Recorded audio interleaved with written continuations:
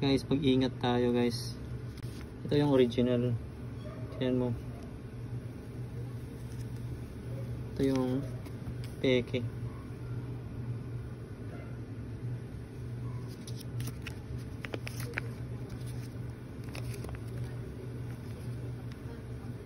I'm really having suspicious with this. Peke ba talaga to? Or putihin niya oh. Ito may kulay oh. Wild. This is alarming.